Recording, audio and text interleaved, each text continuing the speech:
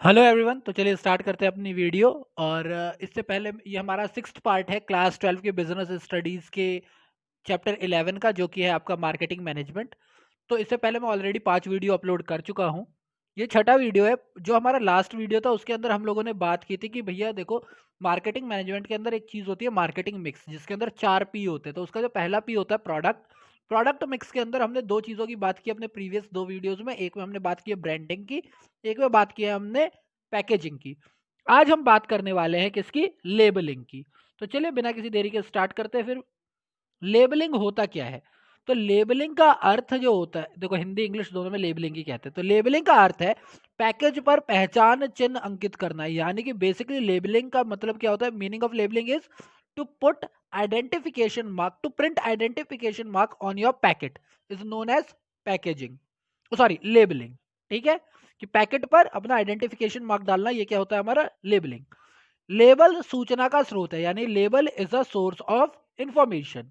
इसके ऊपर क्या क्या इंफॉर्मेशन होती है? इसके ऊपर हमारे प्रोडक्ट का नाम होता है, उत्पाद का नाम, प्रोड्यूसर का नाम होता है यानी निर्माता का नाम होता है, उत्पाद के तत्व यानी कि एलिमेंट यानी कि आइटम जो जो इंक्लूड किए गए हैं वो होता है, समापन और निर्माण की तिथि यानी मैन्युफैक्चरिंग डेट और एक्सपायरी डेट होती है, प्रयोग के लिए सामान्य निर्देश यानी कि जनरल इंस्ट्रक्शंस होती हैं, वेट लिखा होता है, प्राइस लिखा होता है और बाकी सारी इंफॉर्मेशन एक लेबल के ऊपर लिखी हुई होती है। ये सारी चीजें जब हम पैकेट के ऊपर प्रिंट करते हैं तो यही हमारी लेबलिंग कहलाती है। क्या क्या?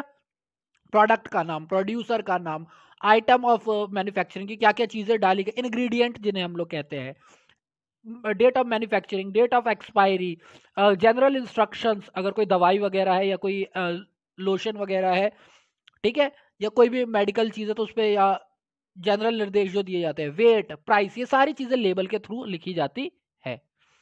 तो लेबल का काम क्या है एक्चुअली? लेबल से मतलब क्या है? लेबल क्यों लगाया जाता है? पहला, ये उत्पाद को पहचानना। जैसे पैकेट, पैकेट जो है वो हेल्प करता है, पैकेजिंग जो है वो प्रोडक्ट को पहचानने में हेल्प करता है, वैसे लेबल भी हेल्प करता है।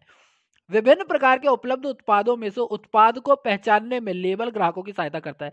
यानी अमंग डिफरेंट प्रोडक्ट आपका अपना कौन सा प्रोडक्ट है उसको आइडेंटिफाई करने में लेबल आपकी हेल्प करता है। दूसरा, हमने पढ़ा कि ये इन्फॉर्मेशन का सोर्स है, सोर्स ऑफ इन्फॉर्मेशन है।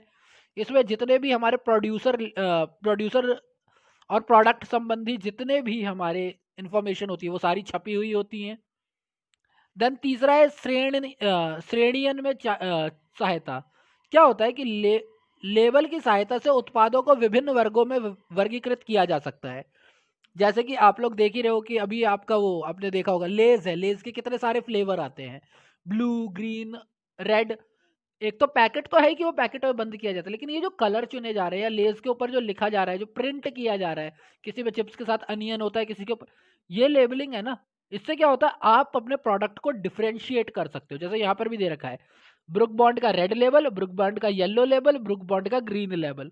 ये तीनों अलग अलग क्या है? टीज है। तो ये सारे आपको क्या कर रहे हो? आप सेपरेटली बांट सकते हो, है तो सारे ब्रुक बॉन्ड के ही, लेकिन उनको आप इजीली लेबल के थ्रू डिफरेंशिएट कर सकते हो। देन विक्रय को बढ़ाना, देखो सीधी सी बात है, ये तो हेल्प करता ही करता है, क्योंकि ऑफकोर्स ये प्रोडक्ट का है। ये जो अगर आपका आकर्षक और रंगीन लेबल होगा तो वो अट्रैक्ट करेगा ही। अगर आपकी पैकेजिंग और आपका लेबलिंग जो है वो अट्रैक्टिव है तो वो ग्राहकों को अपनी तरफ, कंज्यूमर को अपनी तरफ अट्रैक्ट करेगी और उसे खरीदने के लिए प्रोत्साहित करेगी ही करेगी। देन वैधानिक आवश्यकता, यानी कि ये एक स्टैट्यूटरी नीड है। क्या होता है? वैधानिक रूप से सभी उत्पादों पर बैच नंबर लिखना, आइटम लिखना, मैक्सिमम रिटेल प्राइस यानी एमआरपी लिखना, वेट छापना, ये सारी चीजें लीगली जरूरी हैं।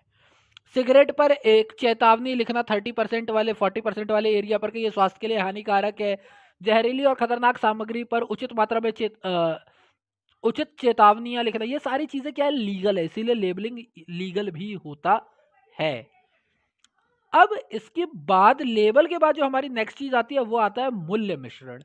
तो मूल्य मिश्रण के बारे में हम लोग पढ़ते हैं कि मूल्य मिश्रण क्या होता है।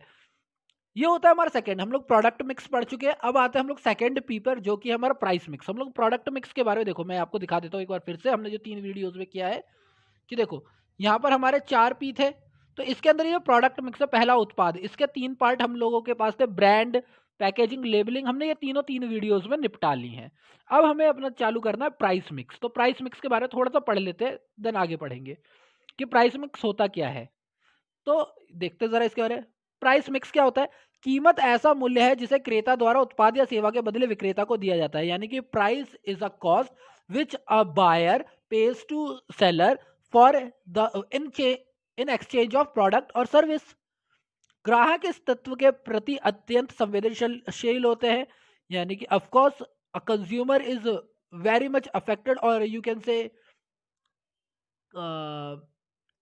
कनेक्टेड कह सकते हो आप, कनेक्टेड होता है, बहुत ज्यादा कनेक्ट होता है, वाइब्रेंट होता है वो इसके थ्रू।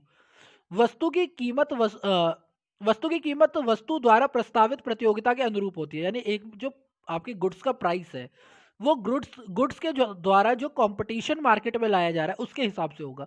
अगर बहुत ज्यादा कंपटीशन है तो कॉम्पिटिटर के मार्केट के इक्वल होगा, कंपटीशन नहीं है वो अपने हिसाब से प्राइस रख लेगा। तथा ग्राहक उत्पाद से मिलने वाली उपयोगिता के बराबर कीमत देने के लिए सदैव तैयार रहते हैं, यानी कि अगर एक कंज्यूमर उसे जो सेटिस्फैक्शन है, उसका जो सेटिस्फैक्शन लेवल है वो सेटिस्फाई हो रहा है प्राइस से। अब देखो ये इकोनॉमिक्स के अंदर आ गया ना, आपने पढ़ा हुआ है माइक्रो इकोनॉमिक्स के अंदर सेटिस्फैक्शन के बारे में। तो अगर उसका MUM जो है वो MUX अपॉन PX के बराबर हो गया तो वो क्या करेगा, वो प्राइस देने को हमेशा तैयार रहेगा। ठीक है, यानी कि बेसिकली अगर उसकी उपयोगिता जो है बराबर हो गई तो वो तैयार रहेगा। मूल्य निर्णय को निम्नलिखित घटक प्रभावित करते हैं, यानी प्राइस किन किन चीजों से अफेक्टेड होता है। ठीक है, पहली चीज कीमत निर्धारण के उद्देश्य क्या। पहले तो आपको ये पता होना चाहिए कीमत निर्धारण आप करते क्यों हो। यदि आपको लाभ अधिकतमकरण करना है, यानी अगर आपको प्रॉफिट मैक्सिमाइजेशन करना है तो आप हाई प्राइस रखोगे। पुल प्राइस हमेशा क्या रहेगी, हाई रहेगी, क्योंकि अब हाई प्रॉफिट चाहिए। कम सेल्स करके भी आप क्या करना चाहते हो, ज्यादा प्राइस लेना चाहते हो। दूसरा, यदि फर्म जो है कटु प्रतिस्पर्धा बॉक्सर में बनी रहना चाहती है, यानी कि अगर वो एक अच्छा कॉम्पिटिटर बना रहना चाहती है तो प्राइस कम रखेगी। जियो को देख लो, एक अच्छा कॉम्पिटिटर बनना है, उसने प्राइस कम रखा हुआ है। देन यदि फर्म बाजार में भागीदारी बढ़ाना चाहती है तो वो मूल्य कम रखेगी, यानी फर्म अगर मार्केट में शेयर बढ़ा चाहती है, अब ना अगर वो सेल्स बढ़ाना चाहती है, देखो दो चीजें होती है, एक प्रॉफिट बढ़ाना, एक सेल्स बढ़ाना। अगर सेल्स बढ़ाना है तो प्राइस क्या होंगे, कम होंगे। अगर प्रॉफिट बढ़ाना है तो सेल्स प्राइस क्या होंगे, हाई होंगे। इसका सबसे बड़ा एग्जांपल देख लो, एमआई ने अपने रेट क्यों कम किए, क्योंकि उसे मार्केट का बहुत बड़ा हिस्सा क्या करना था, कैप्चर करना था।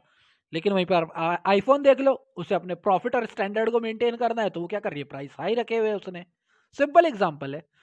देन उत्पाद लागत की अगर हम बात करते हैं, प्रोडक्शन की कॉस्ट की बात अगर हम करते हैं, कि अगर पूर्ति, एक तो सीधी सी बात है, अगर हाई कॉस्ट होगी तो प्राइस हाई रखा जाएगा, लो कॉस्ट होगी तो लो रखा जाएगा। बट एक ये भी चीज होती है कि पूर्ति की अपेक्षा मांग के अधिक होने की स्थिति में मूल्य अपेक्षाकृत अधिक निश्चित किया जाता है, यानी कि अगर demand is greater than supply, तो आपको पता है इस चीज में क्या होगा, ये हमने पढ़ा हुआ है ये वाला डिमांड वाला, कि डिमांड हमारी क्या हो गई, ज्यादा हो गई और सप्लाई उतनी की उतनी है। तो इसमें क्या होगा, क्वांटिटी बढ़ेगी लेकिन प्राइस भी हमें क्या करना पड़ेगा, इंक्रीज करना पड़ेगा। तो ये चीज है कि अगर आपके पास डिमांड ज्यादा है, सप्लाई कम है, तो आपका प्राइस हाई ही रहेगा।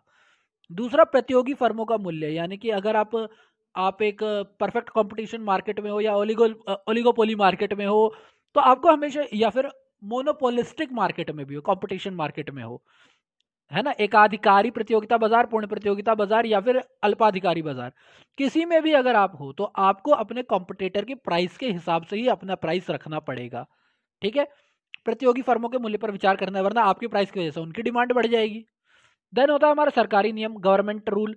यदि किसी वस्तु तथा सेवा को सरकारी मूल्य सरकारी नियमों के अनुसार निश्चित किया जाना जरूरी है, जैसे कि अभी हमारा MSP वाला केस चल ही रहा है, तो सरकारी नियम है तो फिर वो वही रेट रहेंगे, उससे ज्यादा कुछ नहीं होगा। तो देखो ये था हमारा प्राइस मिक्स के बारे में। अब तीसरा जो हम लोग पढ़ेंगे वो प्लेस मिक्स के बारे में पढ़ेंगे, लेकिन वो इस वीडियो में नहीं पढ़ेंगे, वो पढ़ेंगे हम अगले वीडियो में। तो आज हमने प्राइस मिक्स के बारे में पढ़ लिया, लेबलिंग के बारे में पढ़ लिया। आई होप आपको समझ में आ गया होगा। कोई भी डाउट हो तो आपके पास कमेंट बॉक्स ओपन है, आप पूछ सकते हैं। एंड प्लीज एग्जाम टाइम आ रहा है तो stay safe and thank you for your time.